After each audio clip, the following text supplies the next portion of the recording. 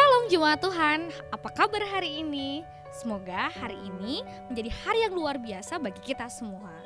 Kembali lagi di Revival News Gereja Kristen Kalam Hidup. Jemaat Tuhan, puji Tuhan Gereja Kristen Kalam Hidup sudah dapat melaksanakan ibadah secara langsung di gereja. Namun bagi Bapak Ibu Saudara-saudari sekalian yang belum dapat hadir di gereja, dapat mengikuti ibadah online Gereja Kristen Kalam Hidup dengan mengklik link di bawah ini. Tidak lupa juga nih bagi Bapak, Ibu, Saudara-saudari sekalian yang ingin memberikan persembahan, perpuluhan, dan ucapan syukur, Anda dapat mentransfer via bank yang tertera di bawah ini. Dan bagi Bapak, Ibu, Saudari sekalian yang ingin memberikan gerakan janji imannya, Anda dapat mentransfer di via bank berikut ini. Sekian Revival News Gereja Kristen Kalam Hidup. Tetap sehat dan selalu mengucap syukur di dalam Tuhan. Selamat beribadah, Tuhan Yesus memberkati. Pertolongan kepada kita adalah dari Tuhan pencipta langit dan bumi dengan segala isinya. Damai sejahtera Allah dalam Tuhan Yesus turun atas kita sekalian. Amin. Mari kita berdoa. Kami menyadari Tuhan ketika kami boleh ada sampai saat itu semua karena anugerah dan penyertaan Tuhan. Engkau Allah yang tidak pernah meninggalkan kami sedetik pun ya Tuhan Yesus. Terima kasih untuk kesehatan, terima kasih untuk nafas kehidupan, untuk kekuatan yang Kau berikan bagi kami. Sehingga pada kesempatan pagi hari ini ya Tuhan, kami boleh bersama-sama berkumpul kembali di tempat ini untuk memuji dan memuliakan nama-Mu Tuhan. Kami menyerahkan setiap hidup kami, hati dan pikiran kami ya Tuhan. Biarlah pada saat ini kami hanya boleh berfokus hanya untuk Tuhan. Kami boleh mengagungkan dan meninggikan Engkau sebagai Yesus dan Juru Selamat kami. Terima kasih ya. Kami menyerahkan ibadah kami pada pagi hari ini hanya di dalam nama Tuhan kami Yesus Kristus. Kami berdoa. Amin. Jemaat Tuhan diundang untuk berdiri. Saat ini kita akan bersama-sama mengucapkan pengakuan iman rasuli. Marilah kita berkata, Aku percaya kepada Allah, Bapa yang Maha Kuasa, Khalik langit dan bumi, dan kepada Yesus Kristus anaknya yang tunggal Tuhan kita, yang dikandung daripada Roh Kudus, lahir dari anak darah Maria, yang menderita sengsara di bawah pemerintahan Pontius Pilatus, disalibkan, mati dan dikuburkan, turun ke dalam kerajaan maut. Pada hari yang ketiga bangkit pula dari antara orang mati, naik ke surga, duduk di sebelah kanan Allah, Bapa yang Maha Kuasa, dan akan datang dari sana untuk menghakimi orang yang hidup dan yang mati. Aku percaya kepada Roh Kudus, gereja yang kudus dan am, persekutuan orang kudus, pengampunan dosa, kebangkitan orang mati, dan hidup yang kekal. Amin. Jemaat masih tetap berdiri. Saat ini kita akan bersama-sama menaikkan pujian kita untuk Tuhan. Kita menyanyikan lagu Mulia Bagi Allah.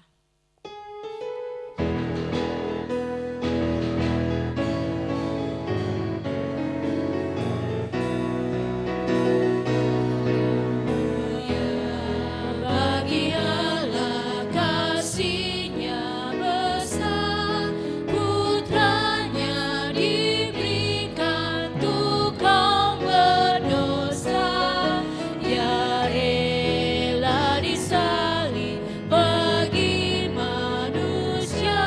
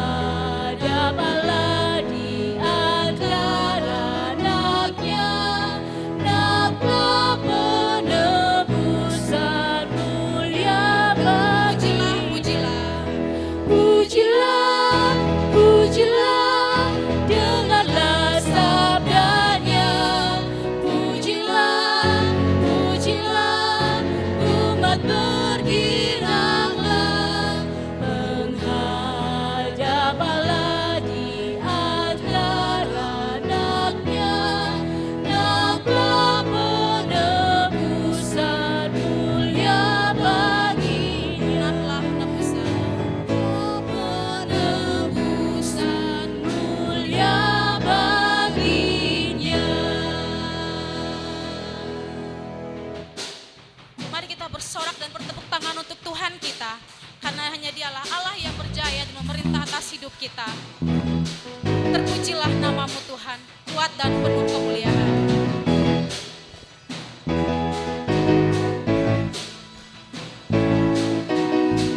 Terpujilah namamu Tuhan, kuat dan penuh kemuliaan. Satu suara kami nyatakan, satu suara kami nyatakan, kebesaran-Mu tetap selamanya. Terpujilah namamu Tuhan, terpujilah namamu Tuhan, ajaib dan penuh keagungan. Satu hati kami nyatakan, kerajaan-Mu kekal selamanya. Oh, oh, oh, oh, Engkaulah Raja atas dunia, yang menghancurkan kutub dan membebaskan jiwa. Kami bersorak, bertepuk tangan. Engkau Tuhan berjaya dan memerintah untuk selamanya. Mari kita katakan, terpujilah namamu Tuhan.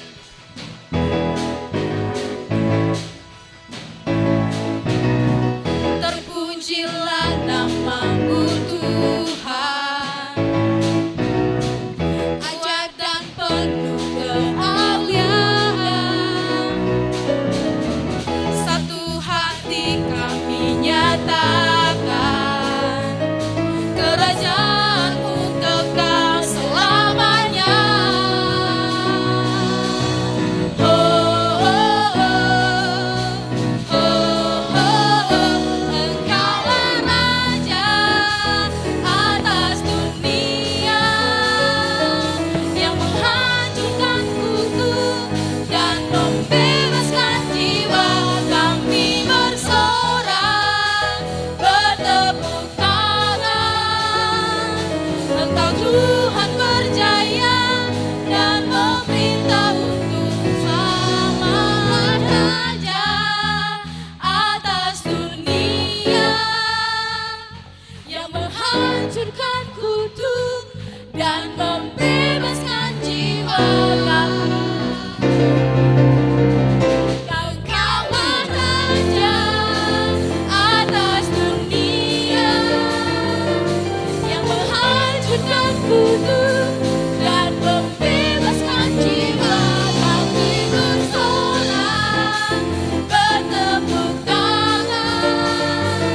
Engkau Tuhan berjaya dan memerintah untuk selamanya.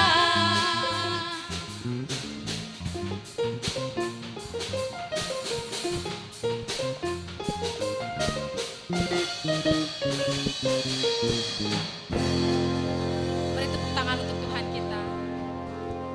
Jemaat Tuhan dipersilakan untuk duduk kembali. Saat ini kita mau siapkan hati kita untuk mendengarkan kebenaran firman Tuhan. Kita mau bersyukur karena kasih dan kesetiaan Tuhan yang tidak pernah habis-habisnya dalam hidup kita. Karena Dia Allah yang mulia, mau menjadi Bapa yang setia dalam hidup kita. Terima kasih Tuhan, terima kasih.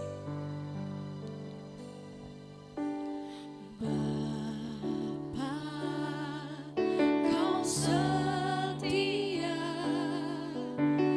Bapa, Kau mulia. Tenanglah jiwaku, amat besar.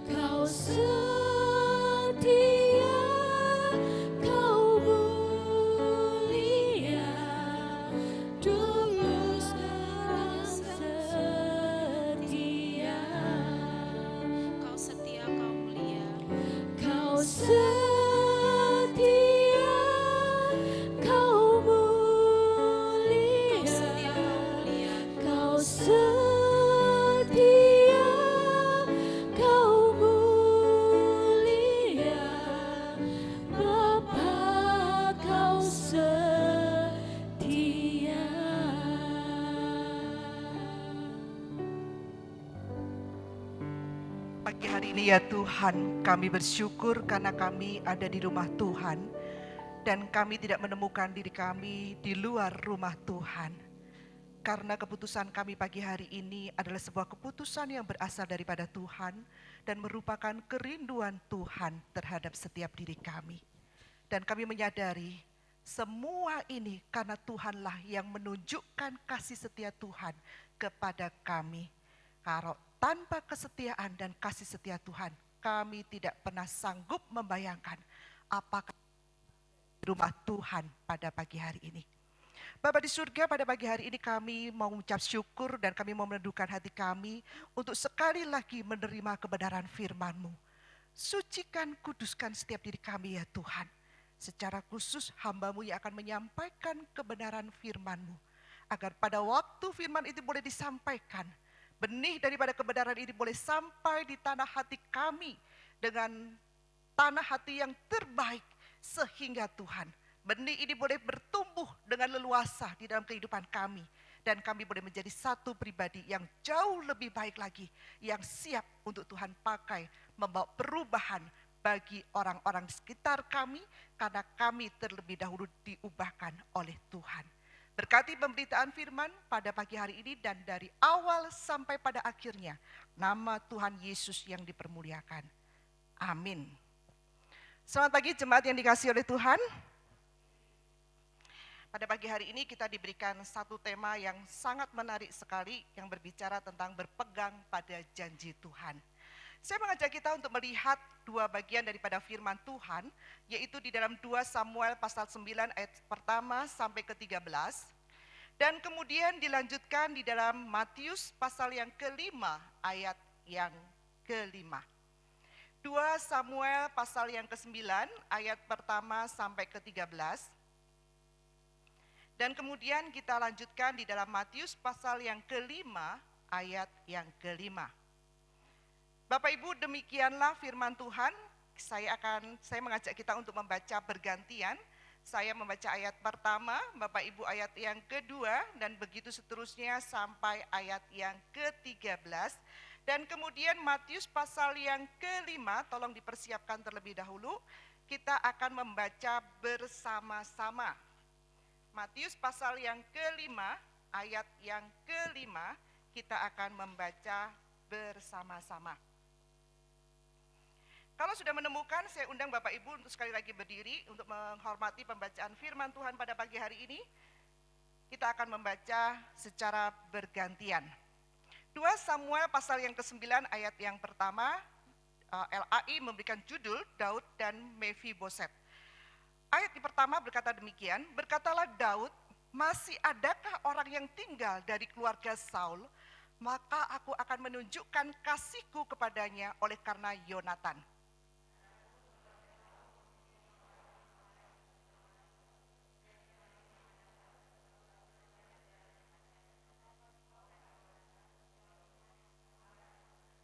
Kemudian berkatalah raja, tidak adakah lagi orang yang tinggal dari keluarga Saul? Aku hendak menunjukkan kepadanya kasih yang dari Allah. Lalu berkatalah Ziba kepada raja, masih ada seorang anak laki-laki Yonatan yang cacat kakinya.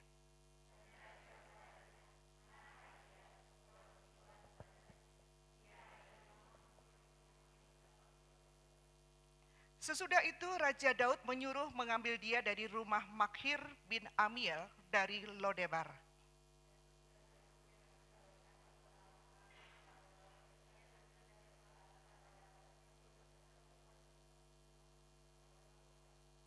Kemudian berkatalah Daud kepadanya, jangan takut sebab aku pasti akan menunjukkan kasihku kepadamu oleh karena Yonatan ayahmu. Aku akan mengembalikan kepadamu segala ladang Saul nenekmu, dan engkau akan tetap makan sehidangan dengan aku.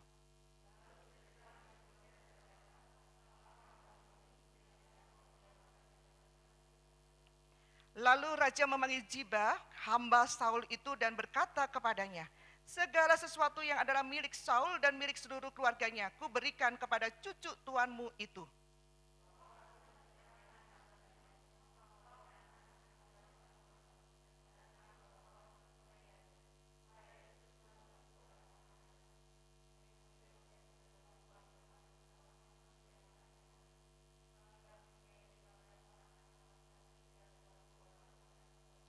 Berkatalah Ziba kepada raja, "Hambamu ini akan melakukan tepat seperti yang diperintahkan tuanku raja kepadanya."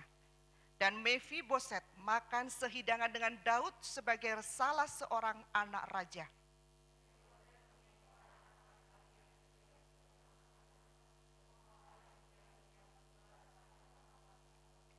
Demikianlah Mefiboset diam di Yerusalem, sebab ia tetap makan sehidangan dengan raja. Adapun kedua kakinya timpang. Kita lihat Matius pasal yang kelima, ayat yang kelima. 2-3.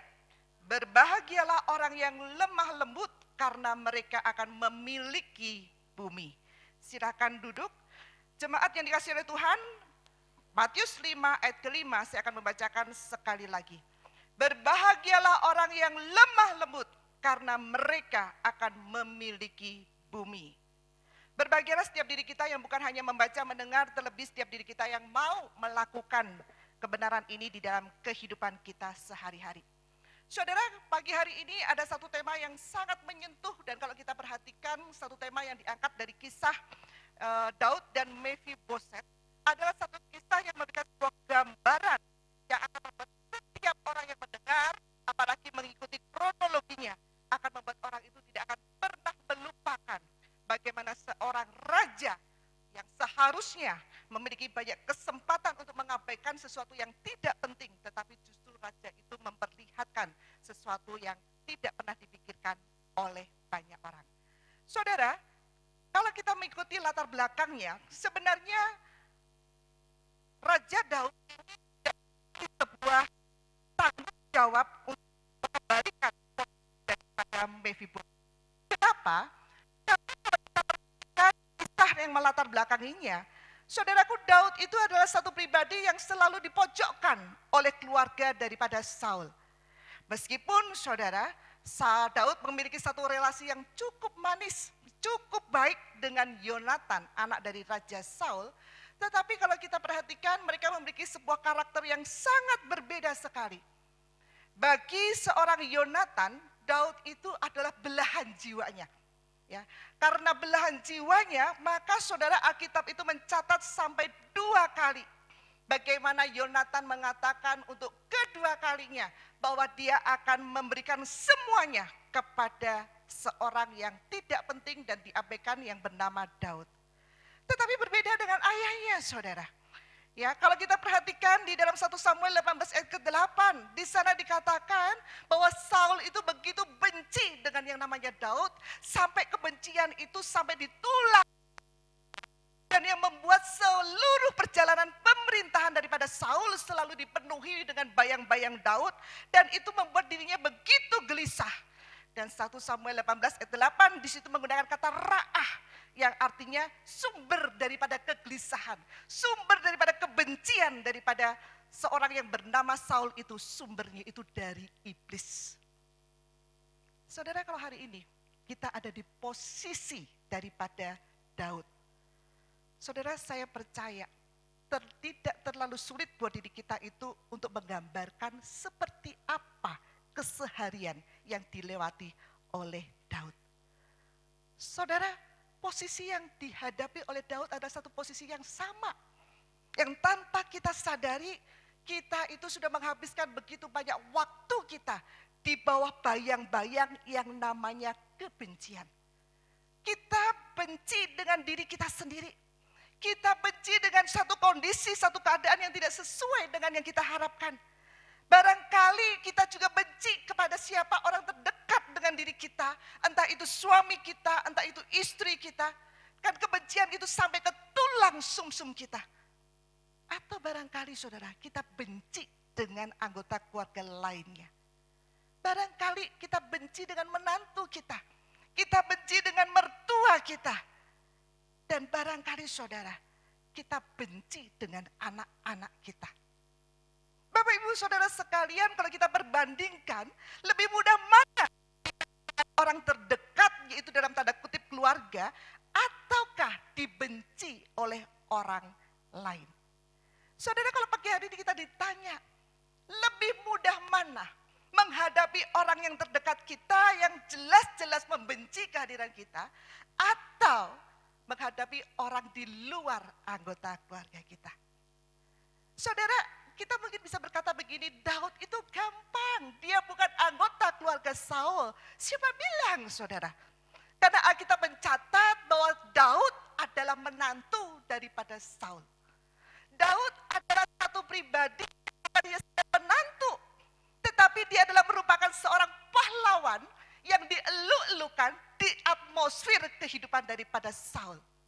Jadi saudara bisa bayangkan bagaimana kondisi Daud pada waktu itu.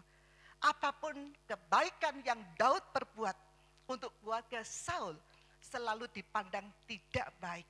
Dan itu membuat posisi Saul itu rentan karena Daud banyak sekali dikagumi dan dicintai orang daripada dirinya. Saudara, saya punya 6 bersaudara.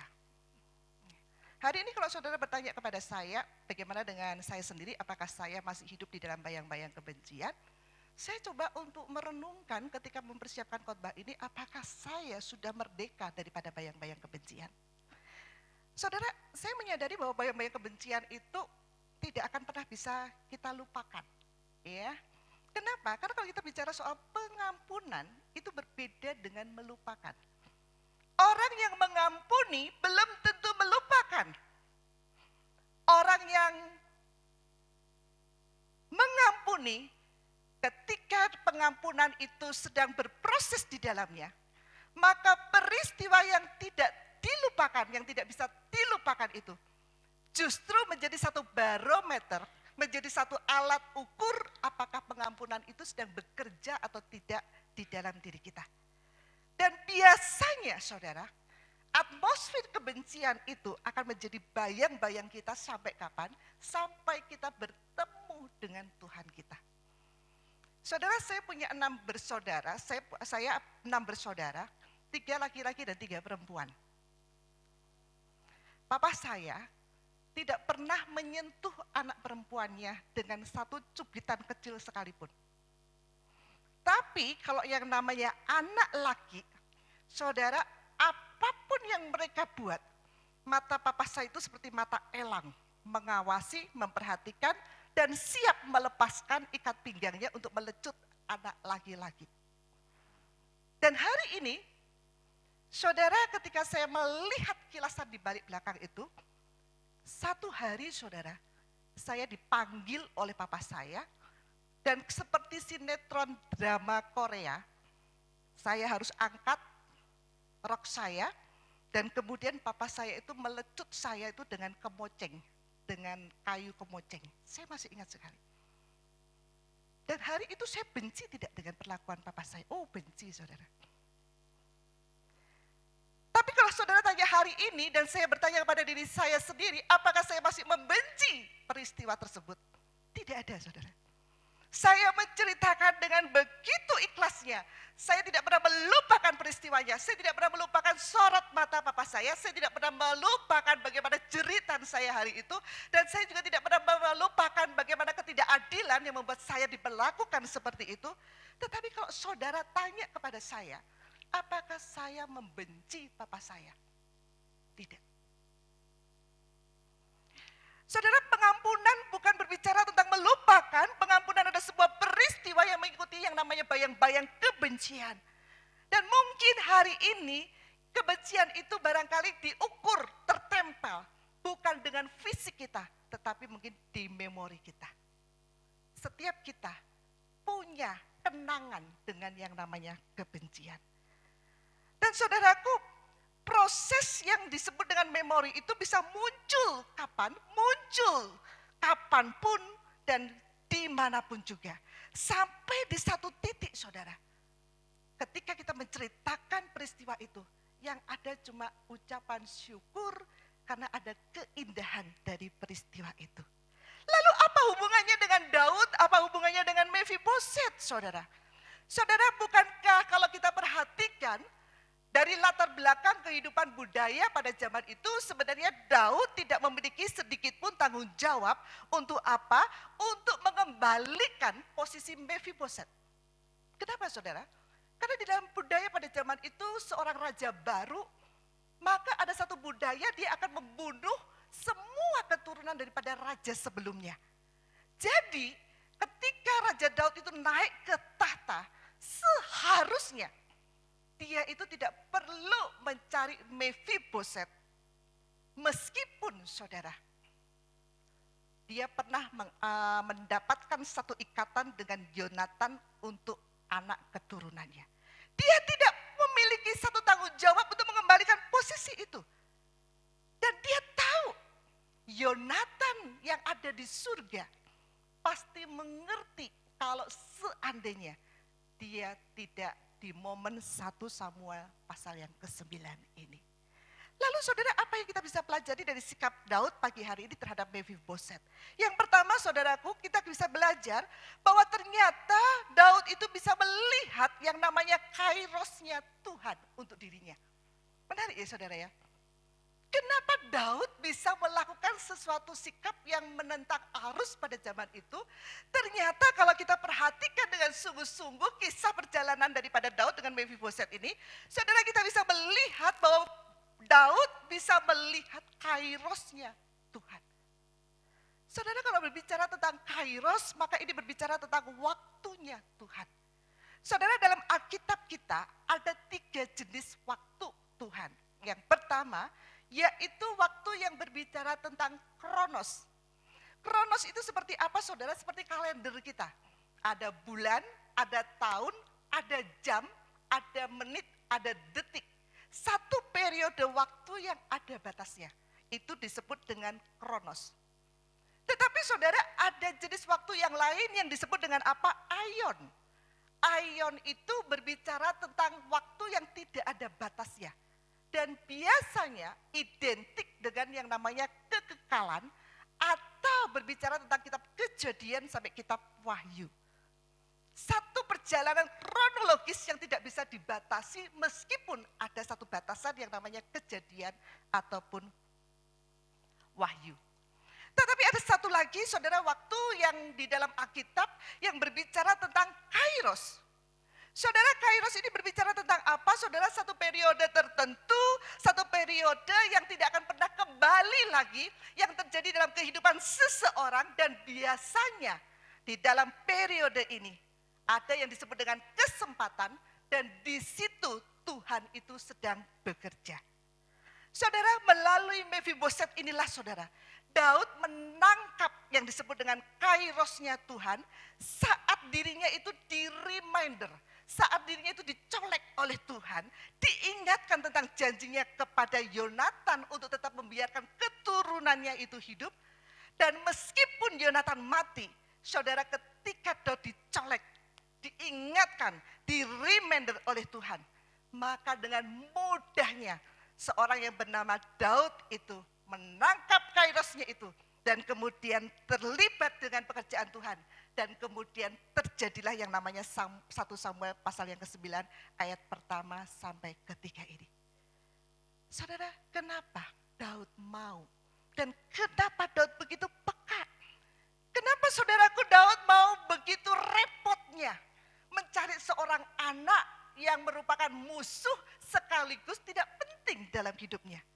Saudara, Daud begitu percaya bahwa di dalam kairosnya Tuhan inilah dia akan mendapatkan bagian yang terbaik. Satu keyakinan saudara yang terlatih bukan hanya pada waktu itu terjadi, tetapi satu keyakinan yang dibangun terus menerus pada waktu Daud kecil sampai hari itu ketika Tuhan mencolek dirinya. Saudara, kalau kita perhatikan perjalanan hidup Raja Daud, mana yang tidak ada kairosnya Tuhan, saudara?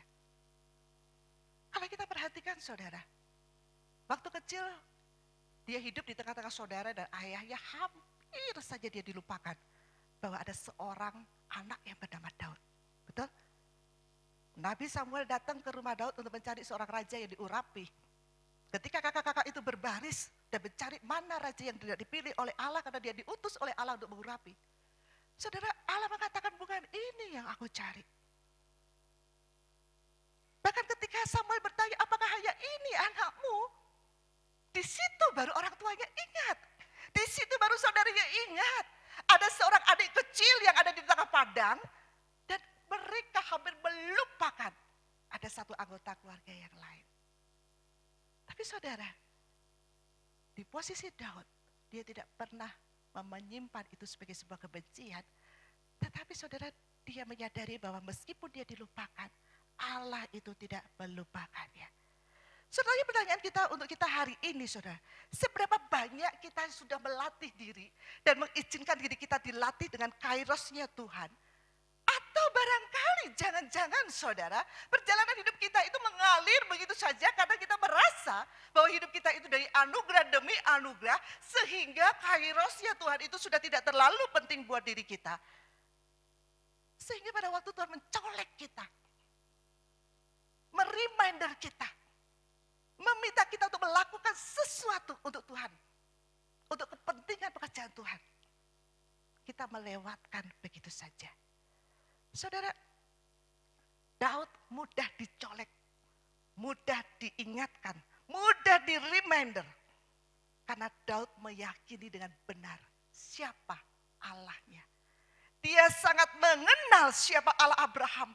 Dia sangat mengenal siapa Allah Ishak. Dia sangat mengenal siapa Allah Yakub, nenek moyangnya. Dan dia sangat mengenal bagaimana mendapatkan bagian yang terbaik ketika ia tinggal dalam kairosnya Tuhan. Saudara, bagi seorang Daud, Mephiboset itu bukan beban, tetapi merupakan kairosnya Tuhan. Nah, sekarang bagaimana dengan kita, saudara? Saudara, hari ini apakah kita ada di dalam kairosnya Tuhan atau di luar kairosnya Tuhan? Jika kita ada di dalam kairosnya Tuhan, maka saudara, fokus kita itu tidak akan pernah sedikit pun kepada diri kita sendiri. Fokus kita tidak akan berfokus kepada ketidakadilan situasi yang kita hadapi. Fokus kita juga tidak akan ada pada perilaku orang lain. Fokus kita hanya kepada satu titik seperti Raja Daud, berfokus kepada diri Tuhan. Dan hari ini saudara, Raja Daud seorang yang kita kenal pembuat dosa. Pernah melakukan dosa yang begitu keji, membunuh satu pria baik-baik yang merupakan pembela daripada bangsa Israel.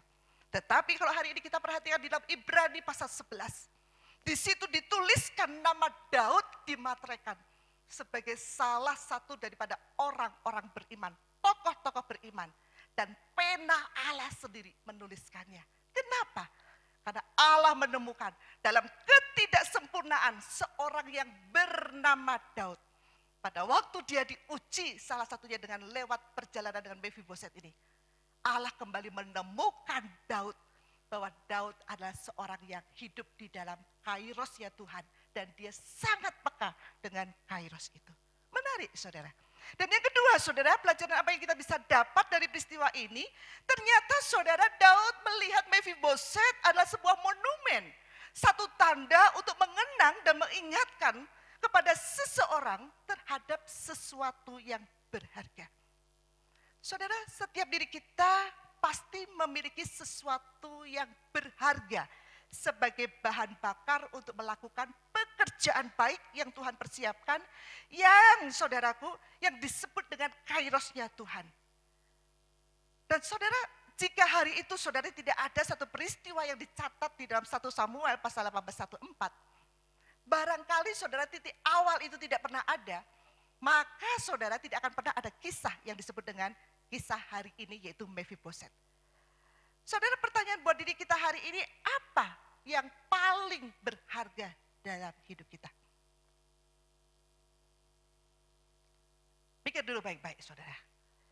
Kalau kita diberi kesempatan untuk menjawab, saudaraku, apa yang paling berharga, paling bernilai dalam hidup kita? Saya percaya saudara, kalau hari ini kita diberikan kesempatan untuk menjawab, pasti yang pertama kita katakan Tuhan. Betul?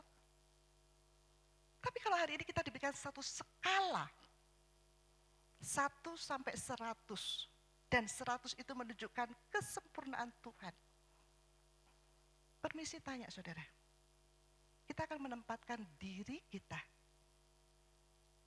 dengan relasi kita dengan Tuhan, yang tadi kita mengatakan Tuhan nomor 1, saudara akan taruh diri saudara di mana?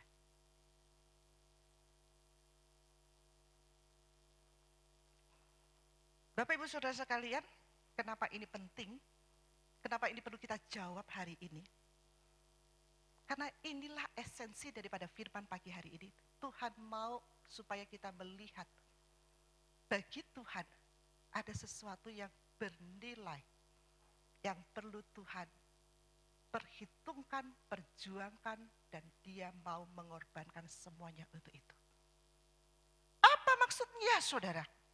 Bapak Ibu Saudara sekalian, pada pagi hari ini saya akan menolong kita untuk melihat ada apa dengan pilihan dan ada apa yang dimaksud dengan Tuhan dengan disebut dengan sesuatu yang berharga ini. Saudara, permisi tanya, apakah saudara punya uang 100.000 kah? Ada yang punya? Boleh saya pinjam? Loh, gak ada yang bawa 100.000. Pinjam, saudara. Saya pakai ini.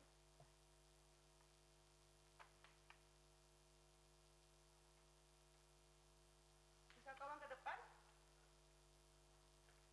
100.000, Bapak Ibu permisi tanya, dompetnya tolong keluarkan. Bapak Ibu tolong dompetnya dikeluarkan.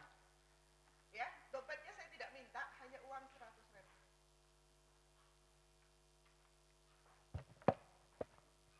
Bapak Ibu, ini uang siapa? Uang siapa? Uang sawer? Untuk persembahan ya.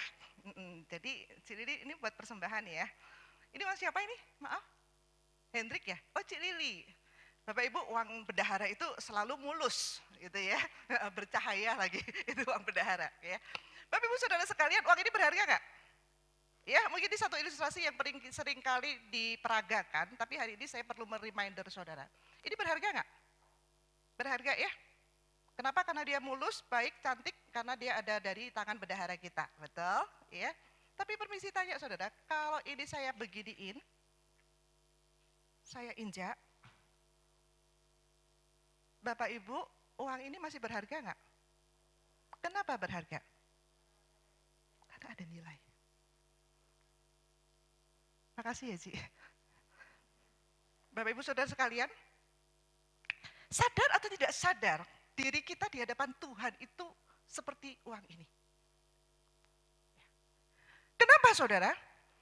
Karena kita ini adalah sesuatu yang diciptakan dengan begitu baik, begitu indah, begitu mulia di awal sebelum kita jatuh di dalam dosa. Tapi saudara, pada prosesnya, saudara kita itu sebenarnya di hadapan Tuhan itu tidak memiliki nilai. Betul? Di dalam kitab Roma dikatakan bahwa upah dosa adalah maut, artinya apa? Artinya setiap diri kita itu mendapatkan satu posisi yang tidak seperti semula lagi, bahkan benar-benar terputus dengan pencipta kita. Dan kita ini saudara tidak berharga. Kita ini di mata Tuhan cuma debu saudara. Debu itu artinya apa? Debu itu artinya tidak akan pernah diingat, yang seharusnya tidak pernah diperhitungkan. Tapi saudaraku, demi debu yang tidak berharga inilah Allah itu mengutus putranya untuk saudara dan saya. Karena Allah punya paradigma yang hendak ditanamkan pada kita pagi hari ini. Bahwa kita itu punya nilai di hadapan Dia. Dan hari ini saudara, Allah mau bertanya kepada diri kita sekali lagi. Apa yang membuat diri saudara, apa yang membentuk saudara hari ini, apakah ada sesuatu yang bernilai? Yang membuat saudara itu rela melakukan demi nilai itu. Peristiwa Daud dengan Mephiboset adalah sebuah gambaran cerminan peristiwa daripada Allah yang melalui Yesus hendak menyatakan siapa dirinya sesungguhnya. Dan melalui peristiwa ini pun Daud diberikan kesempatan untuk menunjukkan karakter siapa yang ada di dalam dirinya. Dan hari ini saudara kita diberikan sebuah tantangan yang sama. Pribadi siapakah yang menguasai hidup kita? Pribadi siapakah yang berharga buat diri kita? Apakah ada sesuatu nilai yang berharga yang perlu kita perjuangkan dalam hidup kita ini? Sehingga pada waktu kita diberikan kairosnya Tuhan, kita itu tidak melewatinya. Saudara, Daud sangat mirip dengan Tuhan Yesus perjalanannya. Keduanya melewati sebuah perjalanan via dolorosa. Tetapi saudara, di dalam perjalanan itu dua-duanya juga memiliki karakter yang sama. tidak pernah menengok ke belakang, tidak pernah teralihkan oleh fokus yang sudah Allah berikan, dan kedua-duanya menunjukkan satu sikap pribadi yang ditulis di dalam Matius pasal yang kelima ayat kelima. Yesus berkata, berbahagialah orang yang lemah lembut, karena mereka akan memiliki bumi. Dan saudara, menarik, karena kata lemah lembut yang dikatakan oleh Yesus berbicara tentang praus, satu sikap seperti Daud yang mudah dibentuk, rendah hati, dan mudah diarahkan. Dan yang paling penting saudara, satu sikap yang tidak pernah berprasangka jelek terhadap pekerjaan Allah. Saudara, pagi ini saya akan menayangkan satu klip. Boleh tolong, Regen? Saudara, klip ini ditulis oleh Sivilia de Martin tahun 1948.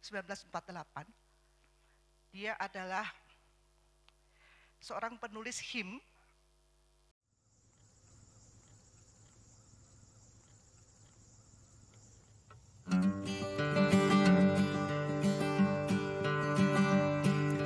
Why should I feel discouraged?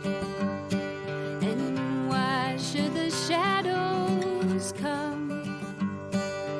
Why should my heart be lonely and long for heaven and home when Jesus is my portion, my constant friend is He, for His eye is on the sparrow, and I know He watches me.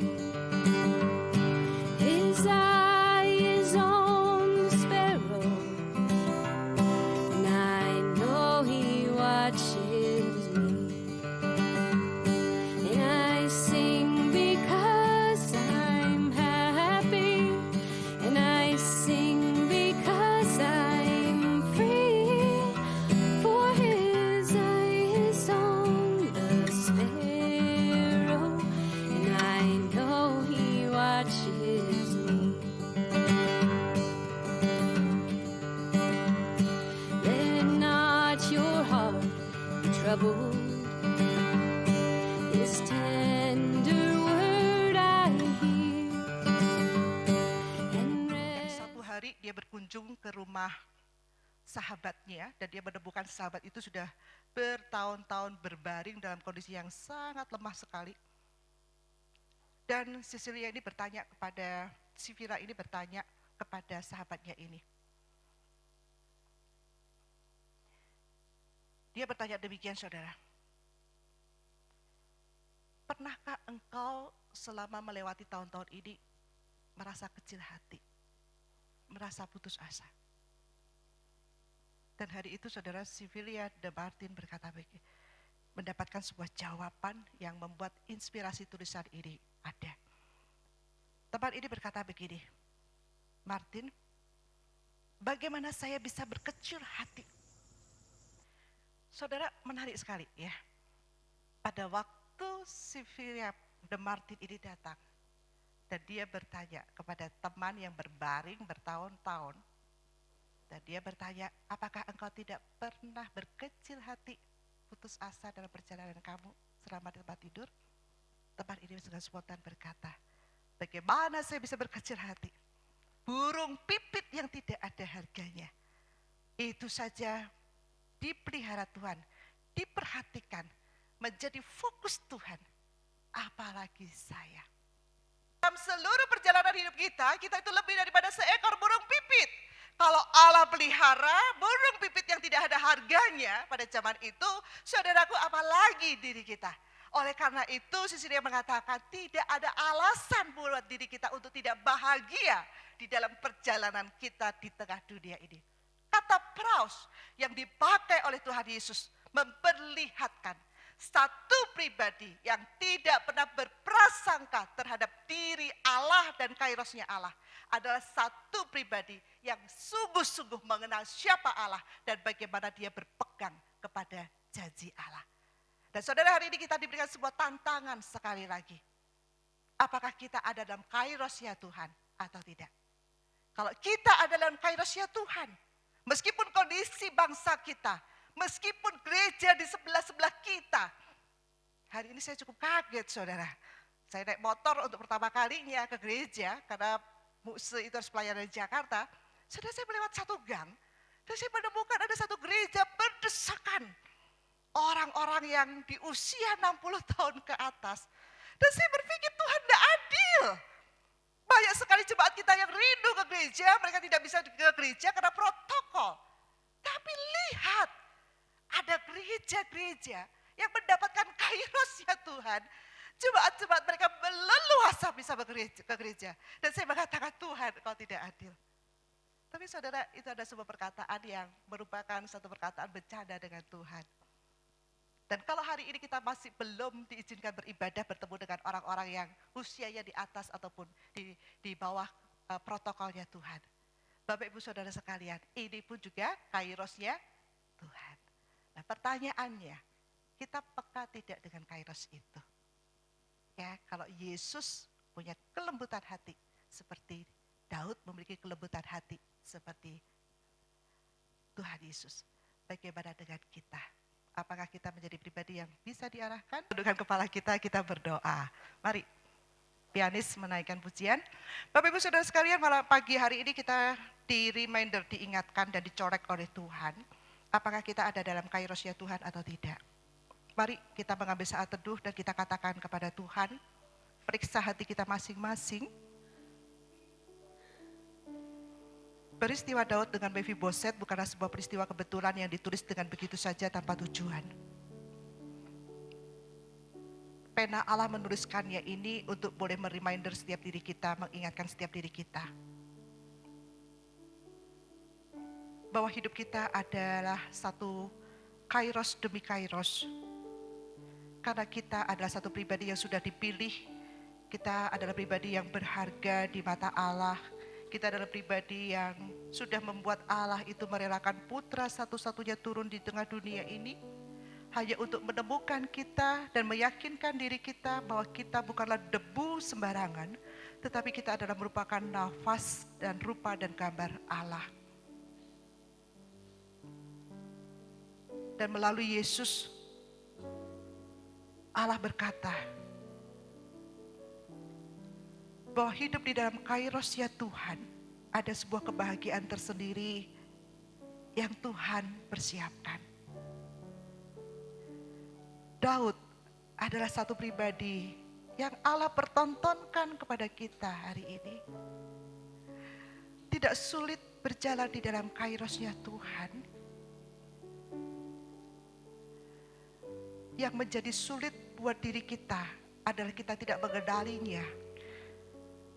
Dan kita tidak meyakininya bahwa dalam kairosnya Tuhan ada janji Tuhan, ada kehadiran Tuhan, dan ada belas kasihan Tuhan. Dan kalau hari ini engkau merasa bahwa engkau adalah satu pribadi yang dikasihi dan berharga di mata Tuhan, bolehkah engkau arahkan kembali fokus mata, hati dan pikiranmu hanya kepada Tuhan. Jangan melihat latar belakang, jangan melihat kesalahan-kesalahan yang pernah kita buat. Jangan mau dibelenggu oleh dosa yang kita tahu kuasa daripada Allah melalui lewat Yesus itu sudah cukup untuk memerdekakan kita. Maukah engkau mengarahkan sekali lagi tatapanmu kepada Tuhan? Yesus yang memanggil engkau. Di dalam kairos Tuhan, ada Tuhan yang menyapa, menyertai, dan membuat diri kita menjadi pribadi yang dikasihi dan layak untuk berbahagia. Hamba berdoa untuk setiap jemaat-Mu pada pagi hari ini Tuhan. Terima kasih untuk firman-Mu yang boleh mengingatkan setiap diri kami. Sebuah perjalanan yang tidak mudah yang sudah Daud lewati adalah sebuah perjalanan yang sama yang kami juga sedang lewati. Tidak mudah Tuhan, untuk bisa terus mengarahkan mata batin rohani kami kepada Engkau. Tapi hari ini kami tahu Tuhan, kalau Daud bisa, sanggup, bahkan Daud bisa menjadi satu pribadi yang diperkenan oleh Engkau, bahkan namanya dituliskan di deretan tokoh-tokoh iman. Tuhan, kami hanya memiliki iman yang kecil sekecil biji sesawi. Tapi itu cukup Tuhan, baik untuk Engkau berkarya di dalam kairosmu untuk kami. Hamba berdoa untuk jemaatmu hari ini Tuhan. Ulurkan tanganmu, sentuh setiap diri mereka satu persatu. Kembalikan dengan belas kasihanmu kairos mereka. Dan arahkan mereka untuk melihat kairos itu. Dan mulai hari ini, setiap pribadi yang ada di dalam ruangan ini, bahkan yang mendengar di luar sana, mereka adalah pribadi yang diberkati karena tahu bahwa mereka berharga dan mereka tahu apa yang berharga yang layak mereka perjuangkan bersama Engkau. Terima kasih, di dalam nama Yesus kami mengucap syukur. Amin. Saya undang semua jemaat berdiri. Kita nyanyi pujian bagimu Tuhan.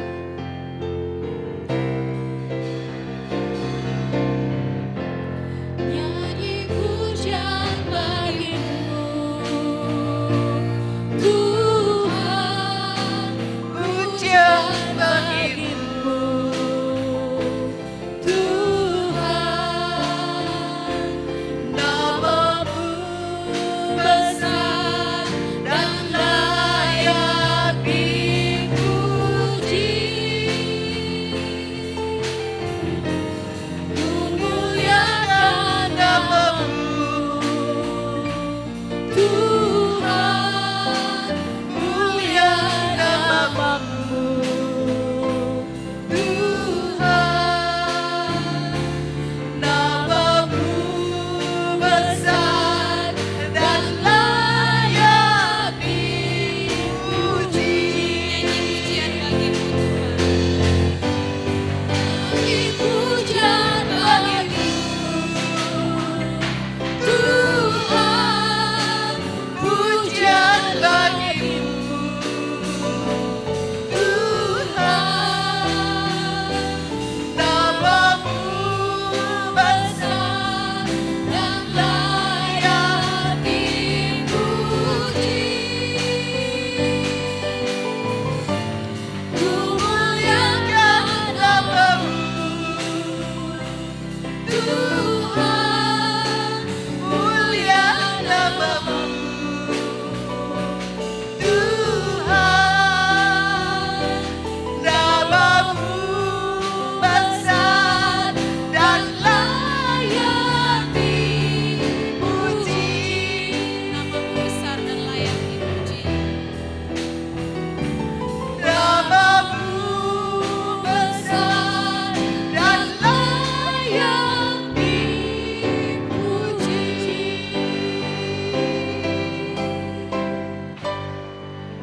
Sebelum kami mengakhiri rangkaian ibadah kami pada pagi hari ini Tuhan, sekali lagi kami menyatukan hati dan iman kami berdoa untuk bangsa dan negara kami dalam kondisi yang saat ini begitu genting kritis karena COVID yang membuat ekonomi tergoncangkan, membuat politik tergoncangkan.